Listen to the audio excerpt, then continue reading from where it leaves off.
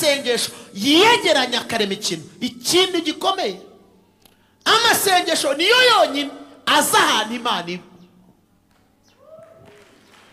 Amasengesho niyo yonyine azahanu Imana iba. Ndetse n'umwana muto uzi gusenga Imana ntabwo azagira ubwoba, azafashwa no gusenga. Kandi nitwibagirwe yuko aho tujyaho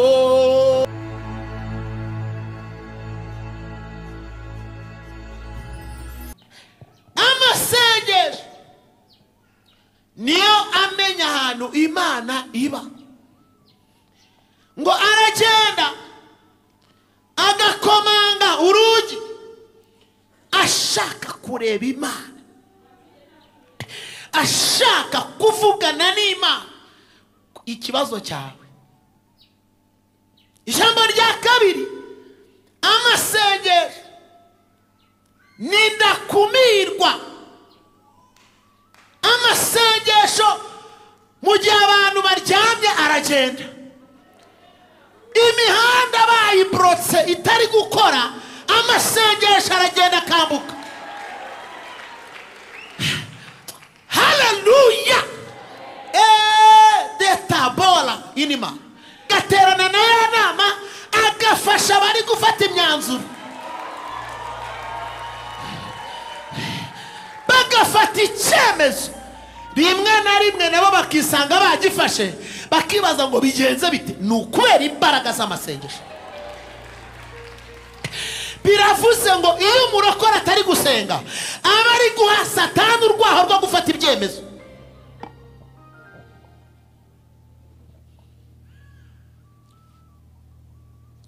Ndabasabye igihe bamaye sinza kucica, kandi ndabasabye tugumane dusengane. Nuko mbonye hari abantu batangiye kugira kuntu, ntugende tugiye gusengana turebe icyo Imana ishaka kuri twebwe.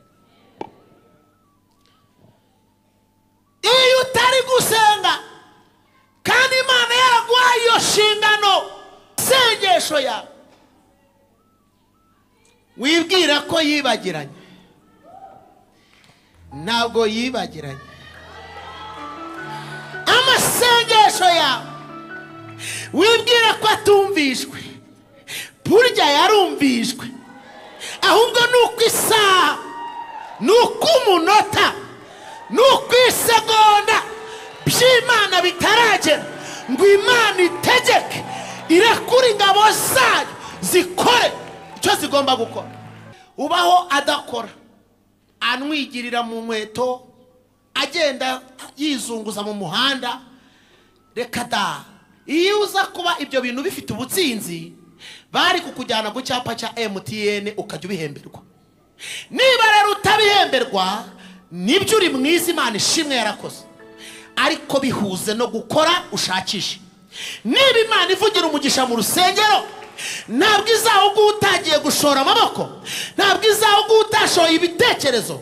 Shora ibitekerezo, iyo mwavuganiye mwibanga abantu batareba, ihira imirimo y'amaboko yawe. Bitari ibyo gusenga urabicurika. Uzaba n'ikibazo ku itorero, tuzahora tugufasha kuko isi ihora ihinduka, kandi isi izarinda irangira hariho abakize n'abakene, kandi hariho abagomba gukora n'abakorerwa. Ko bigomba kugenda. Ahubwo biragoye ko kubona umuntu adakora icyo agomba gukora. Niba Imana yaraguhaye amaboko mazima, niba Imana yaraguhaye ubwenge butekereza, gerageza.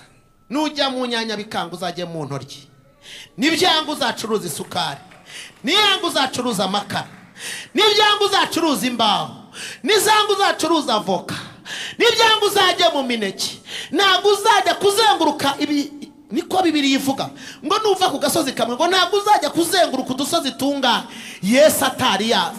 Abantu rero barashaka, murashaka ngo tubabwire Yesu uzaza aje gutwara itorero, ariko mwibuke n'ijambo rivuga ngo ni guha uburyo bw'imibereho butuma ubasha gukemura ibibazo byawe ukaba wagira umumaro n'abandi.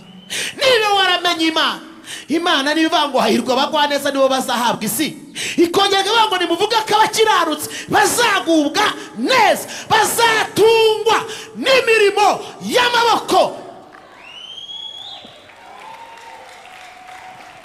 Ndashaka ngo urinde amaboko yawe kudeha rero, uyahe gukora, uyarekure. Kuba warahombye ntabwo ari we wa mbere uhombye, kuba wararwaye si ikibazo. Hari n'abakorana uburwayi bukomeye kuruta ubwawe. Kuba Imana gusigwa kubisikana nabyo ni wo mugisha. Amasengesho cyatumarira kindi atubwira imigambi y'ibituri imbere bitagaragara. Guma kwisezerano. Imana yigeze imbwira ngo abantu kukibivamo, irambwira ngo ndamutse mvuze icyo uzaba cyo, iyo nda abanzi bawe bayikuzamo umushyo.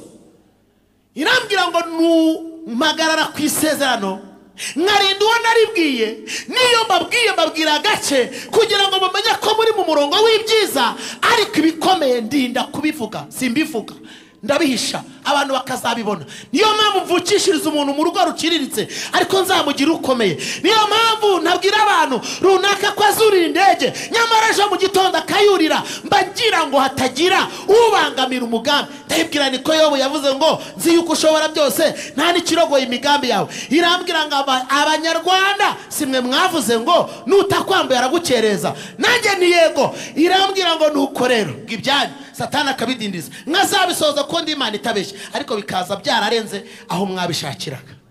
Numva ndababaye, ndavuga ngo guhera none sinzongera kubivuga. Nawe ndabikubwiye ntuzongere, ujye umenya ubwenge. Amasengesho